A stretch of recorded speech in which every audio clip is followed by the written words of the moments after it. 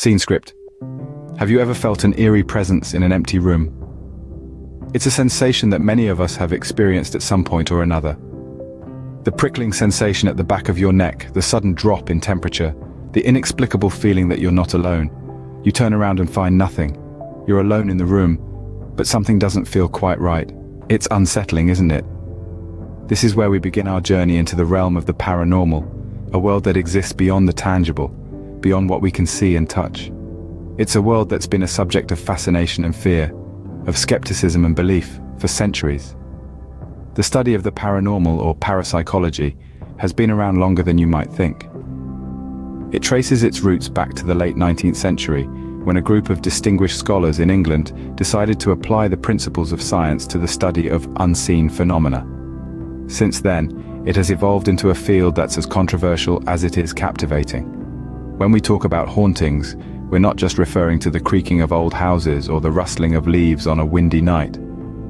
No, we're delving deeper into the types of hauntings that have left even the most hardened skeptics scratching their heads. There are what we call intelligent hauntings, where spirits are said to interact with the living, often in an attempt to pass on a message or complete an unfinished task.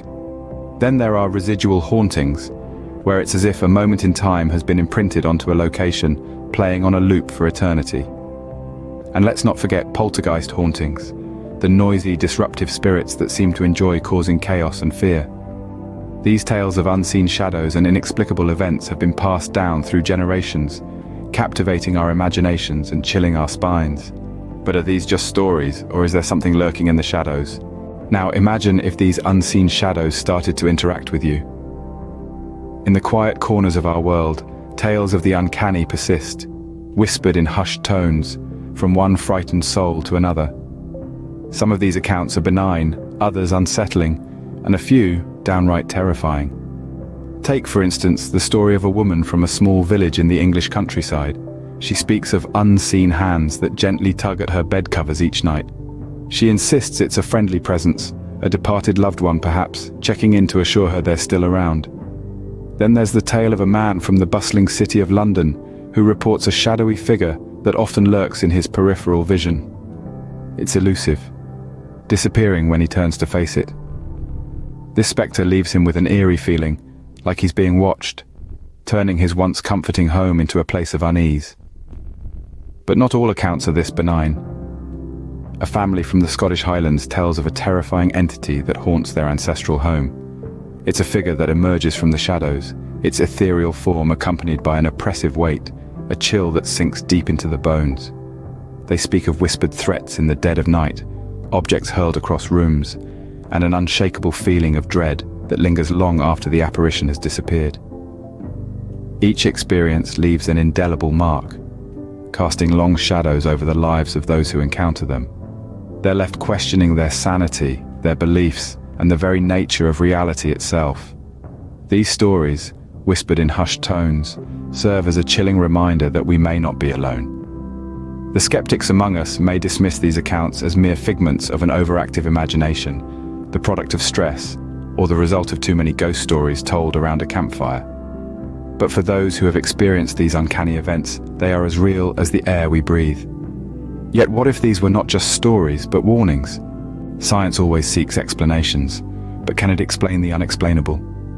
In our quest to understand the shadows that lurk in the corners of our world, we turn to scientific theories that attempt to explain these paranormal activities. These theories are anchored in tangible phenomena like infrasound, electromagnetic fields, and hallucinations. Infrasound, or low-frequency sound waves below the range of human hearing, can induce feelings of unease, anxiety, and even terror. Some researchers suggest that these infrasounds might be responsible for the eerie feelings often reported in haunted locations. Now let's talk about electromagnetic fields. These invisible forces surround us, emanating from natural and artificial sources alike. High levels of these fields can cause people to experience hallucinations, feel watched, or even see ghost-like apparitions. It's no coincidence that many haunted locations have unusually high electromagnetic fields. Speaking of hallucinations, our brains are complex, and they can play tricks on us. The mind is capable of creating vivid, convincing illusions that feel as real as any physical object. Some suggest that many ghost sightings are merely hallucinations, the mind's way of filling in the gaps when presented with incomplete information. But here's the catch. While these theories might explain some experiences, they don't fully account for all the reported hauntings. Infrasound can't explain the audible voices reported by witnesses.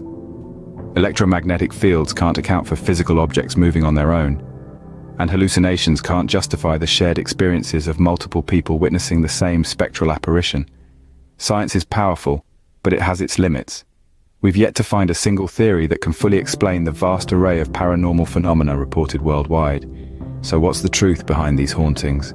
Let's delve into the realm of unexplained phenomena.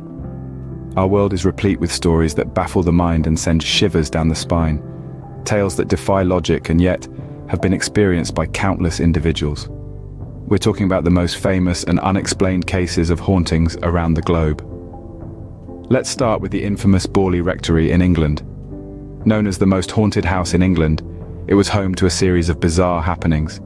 People reported witnessing phantom coaches, ghostly nuns, and even, disturbingly, a headless man. Investigations were conducted, yet no concrete explanations could be found for these chilling occurrences. Next, we travel to the Winchester Mystery House in California.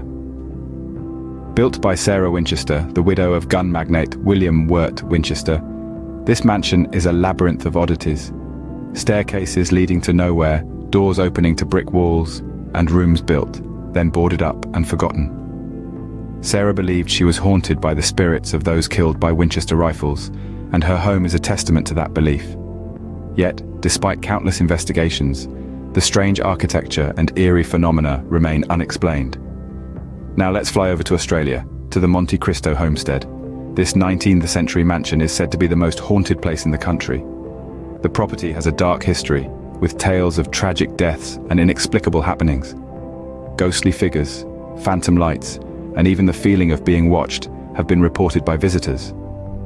Numerous investigations were conducted, but the eerie happenings remain a mystery.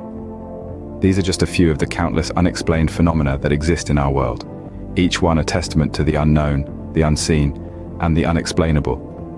They challenge our understanding of reality, inviting us to question, to seek, and to wonder. But what if you were to experience such a haunting yourself? Imagine for a moment that you are alone in your home. The clock ticks, its rhythmic pulse a stark reminder of the silence that cloaks your surroundings under a blanket of unease. It's late. The world outside is lost in a moonless night, and the familiar comfort of your home has taken on a more ominous persona. Your heart pounds in your chest. It's a drumbeat, echoing the seconds that pass with a growing sense of dread. You try to shake off the feeling, but the air feels heavier, as if charged with an unseen energy. The hairs on the back of your neck stand up, a primal signal that something isn't quite right. You venture into the living room, drawn by an inexplicable urge. The room is cloaked in darkness, the only light coming from the faint glow of the street lamp outside.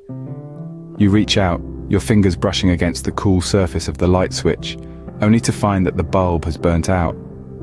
A chill runs down your spine as you hear a soft creaking sound. It's coming from the kitchen, a drawer being opened. You creep towards the source of the noise, your heart pounding in your chest like a wild drum. The kitchen is empty. The drawer you heard is closed, but a single knife on the counter glints ominously in the dim light. You didn't leave it there. Suddenly, a gust of wind sweeps through the room, extinguishing the candle you had lit earlier. The temperature drops noticeably, and you can see your breath fogging up in front of your face. A cold dread washes over you. You turn back towards the living room, but stop dead in your tracks. The once empty room is now occupied by a shadowy figure. It's not human, not quite. Its form flickers and wavers, like a reflection in rippling water. Your heart feels like it's going to burst out of your chest. You want to run, to scream, but your feet are rooted to the spot. The figure moves closer, its form becoming more solid, more tangible. And just as you think it's over, you hear a whisper in your ear. "I am here."